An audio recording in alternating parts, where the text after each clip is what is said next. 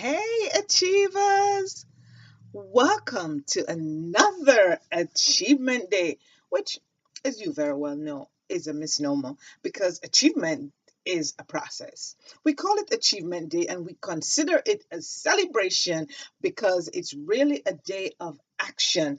It's a day when we do one more thing towards our inspirational and aspirational goals, dreams, desires that we have set forth for our lives, our businesses, our families, and our community, or whatever else you consider important to you.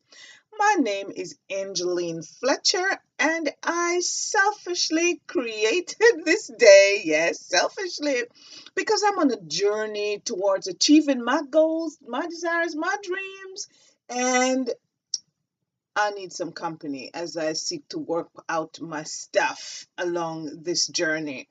And so I'm happy that you have joined me today. And so I welcome you, welcome you, welcome you. Today we're going to be sharing some information with you because it is important along this journey, and especially for those of us who are leaders in whatever way you may be. You may be an entrepreneur, you may be with a team, you may be a family person, a parent, you may be a leader in your church, in your community, whatever it may be. We are leaders, and the economic landscape is changing now, where it's this time that we're in is calling for a different type of leader.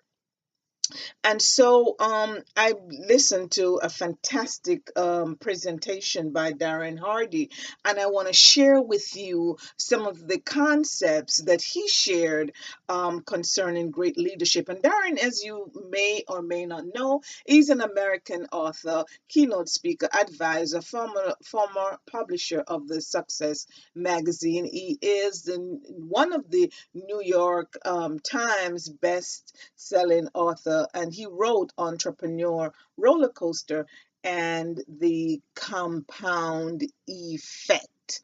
And so I just wanted to talk to you this morning about leadership and the things that we do and the kind of leadership that is required in today's economy.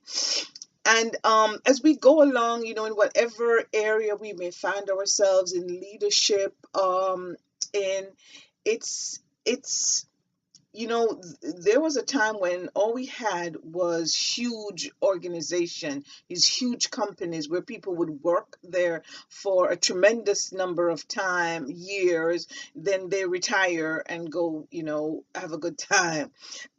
It's different these days. And so we have so many small businesses, and so the landscape is changing and the wealth is being redistributed, and it's actually being expanded. It is said that we have over 10 million years. 10 million millionaires, and that is on the rise. And although the opportunity exists for so many of us to be the leader that is required in today's economy, it takes a mind change. It takes a shift in the way that we view things. And according to Darren Hardy, one of such necessary skill is adaptability to change. Change, as we know, is constant. It's the one guarantee. It's the one sure thing. It is that one thing that is, we know for sure that change is constant. And if we are wanting to move with the times, it is important for us to develop the ability to adapt to change. My late father-in-law said, the greatest thing in life is for one to be able to adjust. It actually makes sense. Think about it.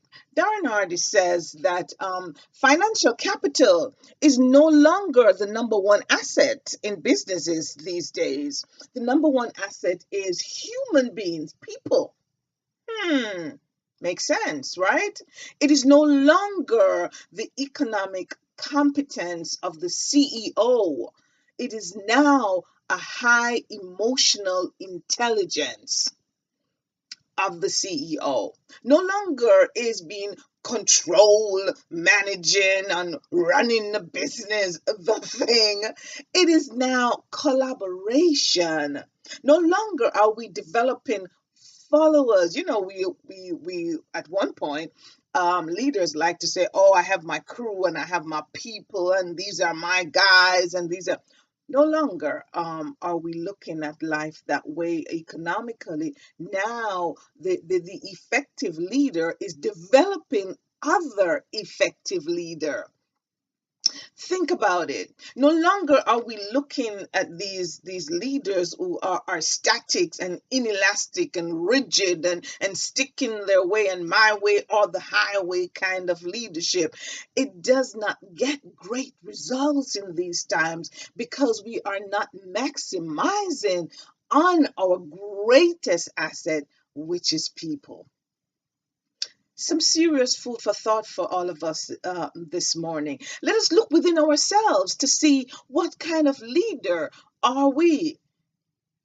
And he continued, Darren Hardy, to show the parity or disparity between the boss slash manager and today's effective leader. The boss, the boss, the big chest, the boss tells people what to do and how to do it. While today's leader, they model the behavior they wish to see other of their team do. They don't ask you to do what they will not do themselves. They set the examples. They don't push and prod from behind. Instead, they pull you up through their action.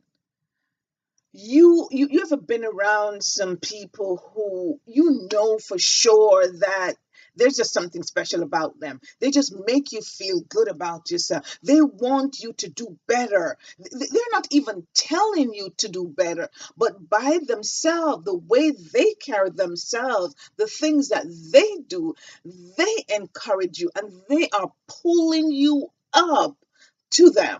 And of course, we know people who do the opposite of that. Darren continued to say that the boss manager delegates. And some people think that they're doing such a great thing in just sitting back and just delegating. Oh, you do this, you do that, you do this, you do that, while I sit back in my office, put my feet on my desk and smoke a cigar or whatever else they do. No longer is that. The effective leader is saying, come on, let's do it. Let's go. Let's do it. They take the helm and they lead and set the pace. Let's be clear now.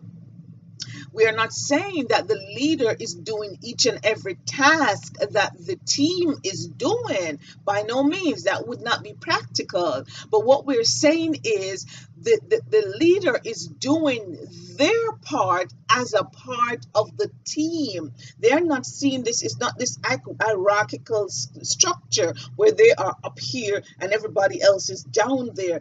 Everybody is on the same level, more or less, and as a part of the team, everybody is doing their work, so that as a whole, as a team, everybody is doing their part to become more effective, and they are it is working. It is working because what we are getting from the team is so much more, and it does not require for the team to be working 14, 20 hours per day. It does not, because everybody is pooling together, everybody's doing what they need to do, and the end result is much, much greater than it would be otherwise. Darren continues to say that the boss sees people the way they are. They're just seeing you as you are the receptionist. You are the engineer. They're just seeing you as the doctor. They're just seeing you as the clerk. Whereas the effective leader is seeing the potential in you and what you can become. And therefore, they are leading you to become greater than you are. They're not just seeing what you are doing just now, but seeing what you can become.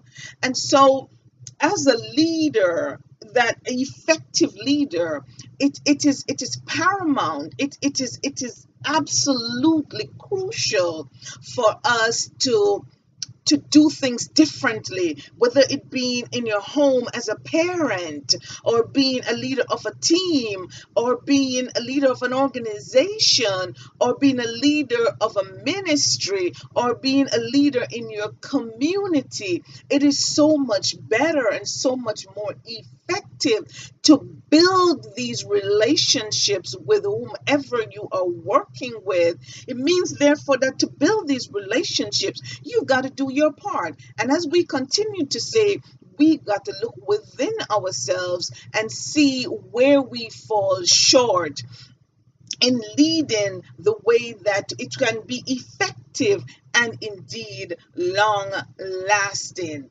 And we want to be able to take responsibility as the leader, as the person at the helm, to know that it's me. I am 100% responsible for the outcome of my team, of my group, of my whatever it may be. Yes, as we know in sports, if a team is failing, who do they look to fire right away? The coach. It's the same thing. It has to be whomever is responsible. It's not the people, the place, the thing, the atmosphere, the weather. It's not. It's nothing like that. It has to be us, and we have to take full responsibility for that. Darren Hardy continues to say that to become an effective leader, we need to develop some necessary competencies. He asks that we make a list of the qualities, the competencies that we would want to see our team member, our employee, our community persons to have. And whatever they may be, they may be motivated, dedicated, ethical, all of those things. Make that list. And then you look at yourself to see, how do you pan up with that list? How competent are you? How motivated are you? How ethical are you? How dedicated are you? And then you continue work on yourself first, and then you'll be able to attract similar quality people. This, of course, takes time. And John Maxwell says that a leader is one who knows the way, goes the way, and shows the way. Think about that. A leader is one who knows the way, goes the way, and shows the way. It therefore requires action.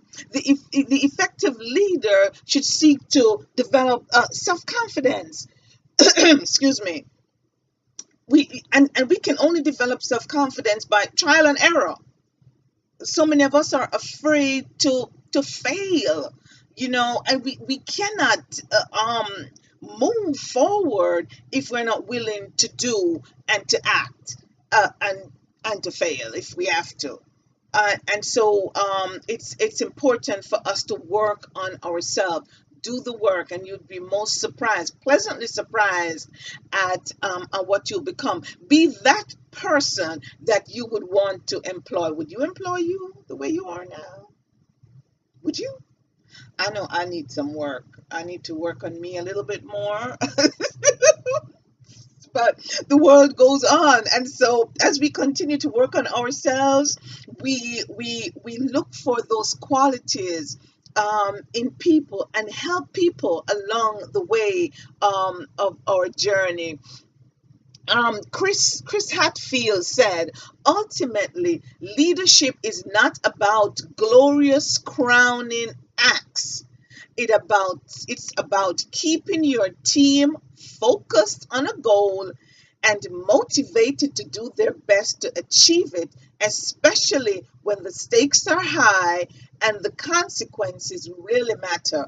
It's about laying the groundwork for others to succeed and then standing back and letting them shine. Isn't that just great? That's just so great. So thank you for joining me today, for viewing this video. I really hope that you got as much value from it as I did, because I'm working on myself, and it is my intention to inspire you towards achieving your goals. If you have not as yet, please subscribe to my channel. Feel free to comment. I love to hear from you. Thank you so much. Until next time, one love, and God bless you continually.